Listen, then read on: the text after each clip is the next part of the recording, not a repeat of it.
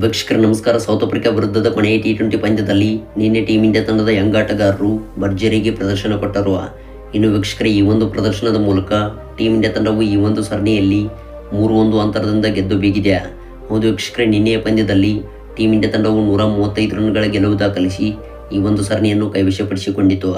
ಇನ್ನು ಅದೇ ರೀತಿಯಾಗಿ ಟೀಮ್ ಇಂಡಿಯಾ ತಂಡವು ಈ ಒಂದು ಸರಣಿಯನ್ನು ಕೈವಶಪಡಿಸಿಕೊಳ್ಳುವ ಮೂಲಕ ಇದೀಗ ಟಿ20 ಫಾರ್ಮ್ಯಾಟ್ನಲ್ಲಿ ನಂಬರ್ 1 ತಂಡವಾಗಿ ಹೊರಹೊಮ್ಮಿದೆ. ವೀಕ್ಷಕರೇ, ಈ ಒಂದು ವಿಡಿಯೋದ ಸಂಪೂರ್ಣ ಅಪ್ಡೇಟ್ಸ್ ಬಗ್ಗೆ ತಿಳಿಯೋದಕ್ಕಿಂತ ಮುಂಚಿತವಾಗಿ ಟೀಮ್ ಇಂಡಿಯಾ ತಂಡವು ಕೊಟ್ಟಂತ ಈ ಒಂದು ಪ್ರದರ್ಶನಕ್ಕೆ ದಯವಿಟ್ಟು ಈಗಲೇ ವಿಡಿಯೋಗೊಂದು ಲೈಕ್ನ ವ್ಯಕ್ತಪಡಿಸಿ ಮತ್ತು ಮುಂಬರುವಂಥ 2025ರ ಟಿ20 ಸರಣಿಗಳಲ್ಲಿ ಟೀಮ್ ಇಂಡಿಯಾ ತಂಡವು ಗೆದ್ದು ಬೀಗುತ್ತದೆ ಎಂದರೆ ದಯವಿಟ್ಟು ಕಾಮೆಂಟ್ ಮಾಡಿ ತಿಳಿಸಿ. ಆಗ ವೀಕ್ಷಕರೇ, ಇದೇ ರೀತಿ ಡೈಲಿ ಸ್ಪೋರ್ಟ್ಸ್ ಮಾಹಿತಿಗಾಗಿ ದಯವಿಟ್ಟು ನಮ್ಮ ಚಾನಲ್ನ ಈಗಲೇ ಸಬ್ಸ್ಕ್ರೈಬ್ ಮಾಡಿಕೊಂಡು ಆಲ್ ನೋಟಿಫಿಕೇಶನ್ ಆನ್ ಮಾಡಿಕೊಳ್ಳಿ.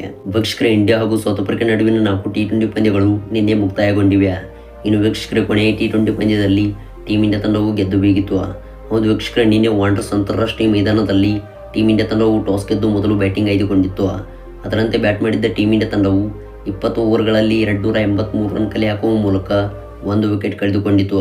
ಇನ್ನು ವೀಕ್ಷಕರೇ, ಈ ಬೃಹತ್ ಮೊತ್ತದ ಗುರಿ ಬೆನ್ನಟ್ಟಿದ್ದ ಸೌತ್ ಆಫ್ರಿಕಾ ತಂಡವು 18.2 ಓವರ್ಗಳಲ್ಲಿ 148 ರನ್ಗಳಿಗೆ ಆಲ್ಔಟ್ ಆಗಿದೆ. ಇನ್ನು ವೀಕ್ಷಕರೇ, ಟೀಮ್ ಇಂಡಿಯಾ ತಂಡವು ಸ್ಫೋಟಕವಾಗಿ 135 ರನ್ಗಳ ಗೆಲುವು ದಾಖಲಿಸಿತು.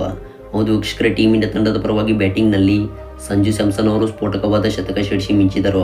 ಹೌದು, ಆಡಿದಂಥ 56 ಎಸೆತಗಳಲ್ಲಿ ಸ್ಫೋಟಕವಾಗಿ 109 ರನ್ ಸಿಡಿಸಿ ಮಿಂಚಿದರು. ಇನ್ನು ವೀಕ್ಷಕರೇ, ಇವರಿಗೆ ಸಾಥ್ ಕೊಟ್ಟ ತಿಲಕ್ ವರ್ಮಾ ಅವರು ಕೂಡ 120 ರನ್ ಸಿಡಿಸಿ ಮಿಂಚಿದರು. ಹೌದು ವೀಕ್ಷಕರೇ, 3ನೇ ಟಿ20 ಪಂದ್ಯದಲ್ಲೂ ಕೂಡ ತಿಲಕ್ ವರ್ಮಾ ಅವರು ಶತಕ ಸಿಡಿಸಿ ಮಿಂಚಿದ್ದರು. ಇನ್ನು ವೀಕ್ಷಕರೇ, ಇದೇ ರೀತಿಯಾಗಿ ಕೊನೆಯ ಟಿ20 ಪಂದ್ಯದಲ್ಲಿ ಆಡಿದಂಥ 47 ಎಸೆತಗಳಲ್ಲಿ ಸ್ಫೋಟಕವಾಗಿ 120 ರನ್ ಸಿಡಿಸಿ ಮಿಂಚಿದರು.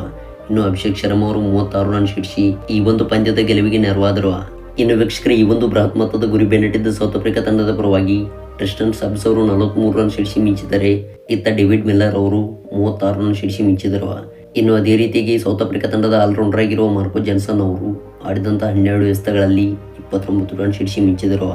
ವೀಕ್ಷಕರೇ, ಈ ಒಂದು ಇನ್ನಿಂಗ್ಸ್ಗಳ ಮೂಲಕ ಸೌತ್ ಆಫ್ರಿಕಾ ತಂಡವು ಈ ಒಂದು ಬೃಹತ್ ಮೊತ್ತದ ಗುರಿ ಬೆನ್ನಟ್ಟುವಲ್ಲಿ ವಿಫಲವಾಗಿದೆ. ಇನ್ನು ವೀಕ್ಷಕರೇ, ಇದೇ ರೀತಿಯಾಗಿ ಟೀಮ್ ಇಂಡಿಯಾ ತಂಡದ ಪರವಾಗಿ ಬೌಲಿಂಗ್ನಲ್ಲಿ ಹರ್ದೀಪ್ ಸಿಂಗ್ ಅವರು ಹಾಕಿದಂಥ 3 ಓವರ್ಗಳಲ್ಲಿ 3 ವಿಕೆಟ್ ಕಬಳಿಸಿ ಮಿಂಚಿದರು. ಇನ್ನು ಅದೇ ರೀತಿಯಾಗಿ ಹಾರ್ದಿಕ್ ಪಾಂಡ್ಯ, ರಮಣ್ದೀಪ್ ಸಿಂಗ್, ರವಿ ಬಿಷ್ಣೋಯ್ ಅವರು ತಲಾ 1 ವಿಕೆಟ್ ಕಬಳಿಸಿ ಮಿಂಚಿದರೆ ವರುಣ್ ಚಕ್ರವರ್ತಿ, ಅಕ್ಷರ್ ಪಟೇಲ್ ಅವರು ತಲಾ 2 ವಿಕೆಟ್ ಕಬಳಿಸಿ ಮಿಂಚಿದರು. ವೀಕ್ಷಕರೇ, ಈ ಒಂದು ಪ್ರದರ್ಶನಗಳ ಮೂಲಕ ಟೀಮ್ ಇಂಡಿಯಾ ತಂಡವು ಈ ಒಂದು ಸೀರೀಸನ್ನು ಕೂಡ ಕೈವಶಪಡಿಸಿಕೊಂಡಿದೆ. ಅದೇ ರೀತಿಯಾಗಿ ವೀಕ್ಷಕರೇ, 2024ರಲ್ಲಿ ಟೀಮ್ ಇಂಡಿಯಾ ತಂಡವು ಟಿ20 ಫಾರ್ಮ್ಯಾಟಲ್ಲಿ ನಂಬರ್ 1 ತಂಡವಾಗಿ ಹೊರಹೊಮ್ಮಿದೆ.